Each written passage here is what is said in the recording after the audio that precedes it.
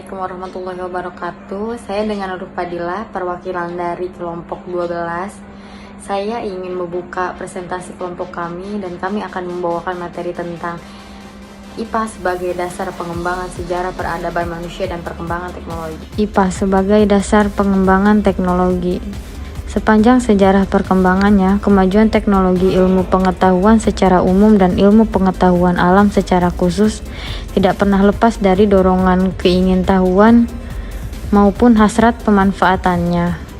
Penelitian yang dilakukan atas dasar keingintahuan lebih bersifat individualistik, mendasar dan tanpa sasaran hasil yang ditentukan sebelumnya. Sebaliknya, kajian yang bersifat penerapan dapat bersifat individualistik maupun berupa upaya kelompok dan lazim terarah kepada tujuan atau sasaran tertentu.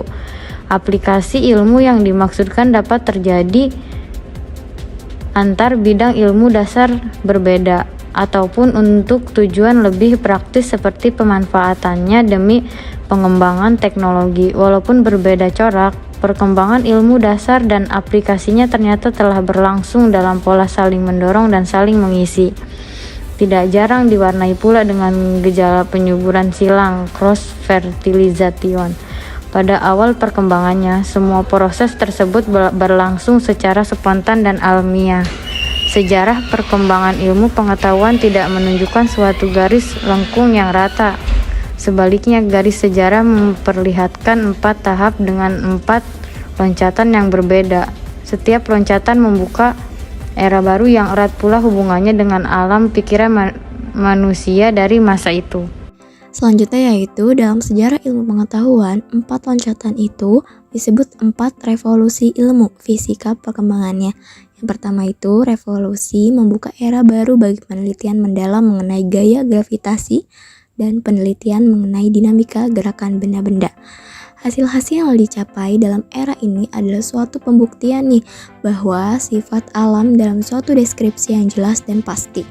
Oleh karena itu dapat diramalkan secara amat teliti, gerak-gerik benda dapat dilukiskan dalam arti kata diletakkan angkasa, peredaran bintang, muncullah komet dan sebagainya.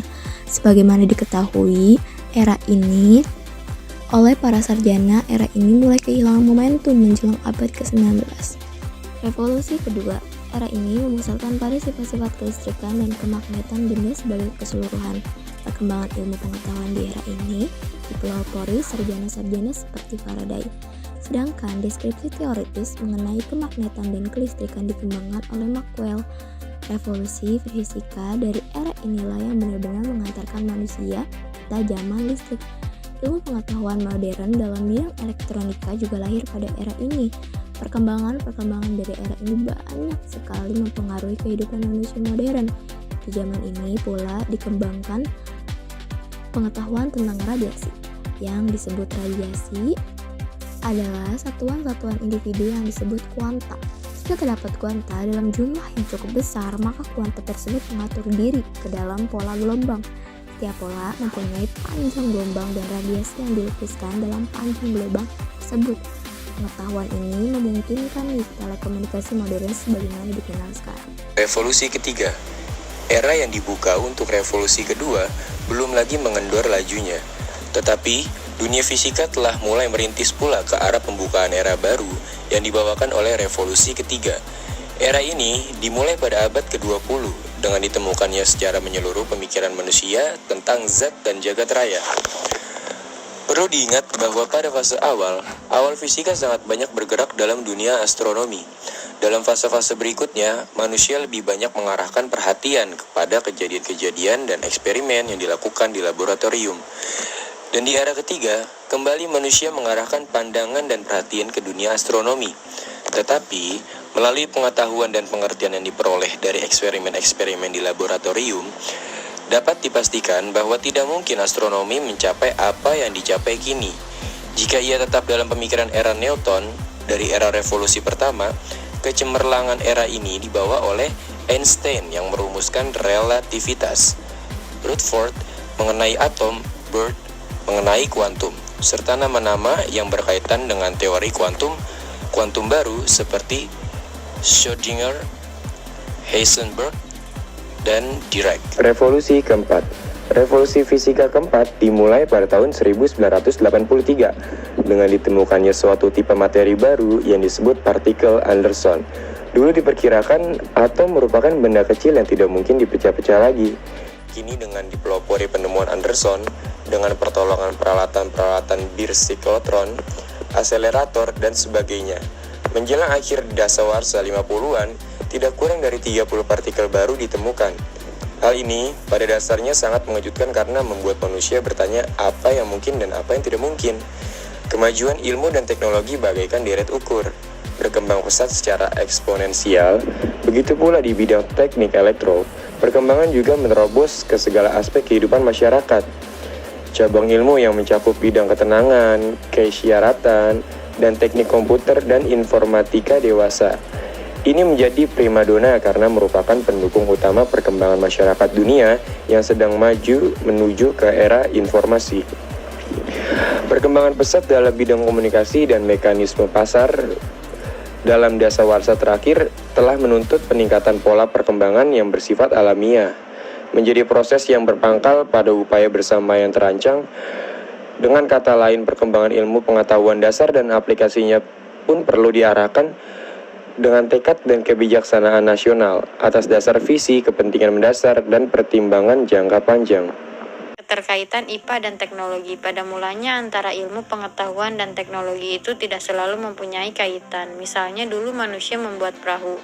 Untuk membuat perahu dan belum mengenal teknologi membuat perahu, namun dalam kehidupan manusia dewasa ini tidak dapat terlepas dari ilmu ilmiah dan teknologi dalam berbagai bidang. Misalnya, sejak dalam kandungan manusia mendapat perawatan secara medis melalui pemeriksaan berkala di puskesmas atau balai kesehatan ibu dan anak. Setelah lahir, si anak mendapat vaksinasi untuk memperoleh kekebalan terhadap berbagai macam penyakit atau sering disebut dengan imunisasi. Ilmu kedokteran dan ilmu farmasi obat-obatan merupakan cabang dari biologi sebagai ilmu terapan pakaian, pensil, jam tangan, atau buku tulis yang kita pakai adalah hasil dari teknologi. Ilmu almiah murni memang tidak secara langsung berperan dalam kehidupan manusia, tetapi antara ilmu murni dan ilmu terapan teknologi mempunyai keterkaitan yang erat. Dari konsep atau prinsip ilmu murni dapat dikembangkan ilmu terapan teknologi. Begitu juga sebaliknya, teknologi atau ilmu terapan memberikan sumbangan penemuan-penemuannya pada prinsip yang baru dan seterusnya. Hubungan langsung dengan perkembangannya. Pengetahuan mengenai inti atom dihasilkan sumber energi baru yang kemudian dijadikan sebagai sumber listrik, yang dikenal sebagai pusat listrik tenaga nuklir. Dengan ditemukannya sifat gelombang elektron, penemuan ini dikembangkan dengan pembuatan mikroskop elektron yang mempunyai daya pembesaran 20-30.000 kali, sehingga virus dan unsur kimia dapat dilihat dengan jelas perkembangannya. Biologi dan ilmu kimia yang dapat dimanfaatkan organisme dalam industri seperti industri minuman yogurt, tempe, dan biogas. Hubungan tidak langsung, misalnya teknologi arsitektur piramid di Mesir, Candi Borobudur, tembok Cina, dan menara Pisa. Pada masa itu, ilmu pengetahuan belum begitu maju. Salah perhitungan bisa saja terjadi. Selanjutnya yaitu sejarah peradaban manusia. Kaum Kuzak 500-1500 Masehi pada zaman kegelapan yang bisa disebut Dark Age. Perkembangan teknologi pada masa itu seperti adanya hardware, software, teknologi penyimpanan data atau storage, dan teknologi komunikasi mengakibatkan perubahan signifikan pada aspek kehidupan manusia. Perkembangan ini mempengaruhi dunia bisnis, kesehatan, pendidikan, pemerintah, dan lain-lain. Menurut Alvin Toews, seorang penulis dan fotolog Amerika, menyatakan bahwa tahun itu sebagai era industri. Era ini dimulai dengan terjadinya revolusi industri, yaitu sejak ditemukan mesin industri. Tenaga kerja manusia di dalam pabrik mulai diganti dengan mesin. Namun dengan seiring dengan bergulirnya waktu, saat ini kita berada pada zaman teknologi dan informasi. Sejarah peradaban manusia dimulai dengan kehidupan yang sederhana. Pada mulanya, manusia hanya membutuhkan makanan dan tempat berlindung untuk menopang hidupnya dari hari ke hari. Tidak ada perencanaan masa depan waktu itu. kehidupan manusia yang berkembang semakin maju dan membentuk peradaban yang menurut Alvin Toffler di dalam bukunya The Third Wave, William Morrow and Company New York 1980 menjadi 3 gelombang peradaban manusia. Yuk kita simak dari video sejarah peradaban manusia dan perkembangan teknologi. Di video kali ini saya akan membahas tentang perkembangan teknologi. Seiring berkembangnya waktu, perkembangan teknologi kini semakin pesat. Perkembangan teknologi tidak akan ada habisnya. Tahun demi tahun, hari demi hari, bulan demi bulan, mengalami perkembangan. Bahkan sejak zaman Romawi kuno, teknologi sudah mulai dikenal. Perkembangan teknologi dihasilkan dari pengembangan cara-cara lama atau penemuan metode baru dalam menyelesaikan tugas-tugas yang bersifat tradisional. Perkembangan memang sangat penting untuk kehidupan manusia. Karena teknologi adalah salah satu penunjang perkembangan kehidupan manusia. Di banyak belahan masyarakat, teknologi telah membantu memperbaiki ekonomi, pangan, komunikasi, dan masih banyak lagi. Berikut sejarah perkembangan teknologi. Nomor 1. Perkembangan teknologi dimulai dari masa prasejarah. Prasejarah adalah masa di mana manusia hidup sebelum mengenal tulisan. Mungkin kita sering mendengar tentang cerita penemuan api oleh manusia zaman dahulu. Api termasuk penemuan teknologi pertama manusia pada zaman ini. Tetapi temuan pertama manusia bukanlah api, melainkan alat-alat batu. Batu telah dimanfaatkan manusia untuk mempermudah kesehariannya sejak 3,2 juta tahun yang lalu. Pada zaman ini, manusia cenderung memanfaatkan teknologi yang mereka buat untuk kepentingan mereka sendiri. Seperti membuat pedang, kapak genggam, dan bejana perunggu. Ini merupakan teknologi-teknologi pada zaman kuno. Nomor 2. Zaman kuno. Di sini yang dimaksud adalah zaman setelah prasejarah sebelum abad pertengahan. Zaman ini rentan waktunya cukup lama, sehingga banyak penemuan-penemuan pertama yang menjadi dasar untuk penemuan selanjutnya. Peradaban manusia berkembang pesat. Sebagai contoh adalah peradaban Mesir kuno yang kita kenal dengan piramidnya. Manusia mulai membuat teknologi untuk keperluan massal, seperti kapal mercusuar dan jam matahari. Pada zaman ini, manusia juga mengenal tulisan. Ditemukan peninggalan sejarah yang terdapat pada tulisan. Nomor 3. Teknologi zaman pertengahan. Menurut beberapa sumber, zaman pertengahan adalah sekitar abad ke-5 Masehi sampai abad ke-15 Masehi. Satu hal yang bisa kita sorot dari perkembangan teknologi pada masa kini adalah dari sisi seni.